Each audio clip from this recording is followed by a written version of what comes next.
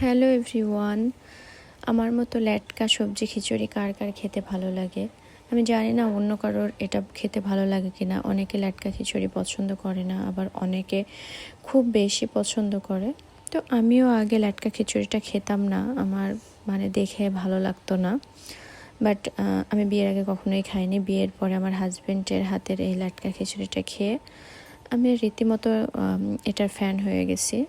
তো আমার যখন খেতে ইচ্ছা হয় আমি আমার হাজব্যান্ডকে বলি এই খিচুড়িটা রান্না করার জন্য।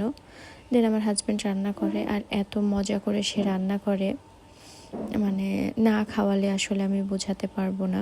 সে তার হল লাইফে মাঝে মাঝে এটা রান্না করে খেত, সেটারই গল্প করতো আমার সাথে। আর সেজন্যই আমি তাকে এই খিচুড়িটা মাঝে মাঝে রান্না করতে বলি। আমার অনেক ভালো লাগে এটা খেতে। আর সবজিটাকে সে অনেক বেশি সিদ্ধ করে নেয়, প্রথমে সিদ্ধ করে নিয়ে তার মধ্যে চাল ডাল দিয়ে সিদ্ধ করে, সমস্ত মশলা একসাথে দিয়ে দেয়। দেন ভালো মতো সিদ্ধ করে তারপরে রান্না করে। আর আমি জানি না, এটা আমিও রান্না করতে ট্রাই করেছিলাম। এই যে আনায়া বাবার কাঁধে উঠে বাবার খিচুড়ি রান্না দেখতেছে সে। আর সে তো বাবা ছাড়া কোনো কিছুই বোঝে না, অলওয়েজ বাবার কোলে কাঁধে, এভাবেই সে সারাক্ষণ থাকে। সব জায়গায় সেম অবস্থা, বাহিরে বাসায়। তো এই লাটকা খিচুড়িটা আমি মাঝে মাঝে খেতে চাই আর কি। রান্না করার জন্য আমি নিজেও রান্না করার জন্য চেষ্টা করেছিলাম, বাট রান্না অ্যাজ ইউজুয়াল যেভাবে করে সেভাবেই আমি করেছি।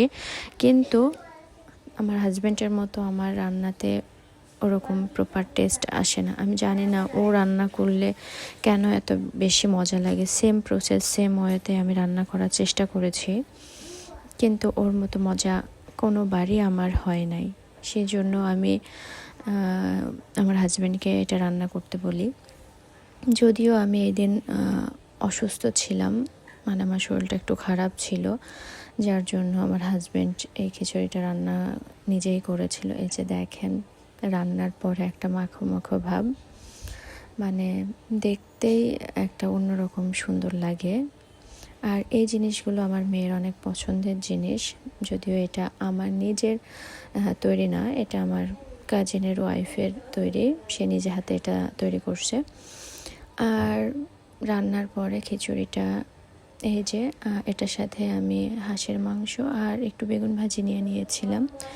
মাংস বা বেগুন ভাজি বা ডিম ভাজি বা ভর্তা, যেটাই বলেন, যেটার সাথেই হোক, এটা খেতে অনেক বেশি মজা লাগে।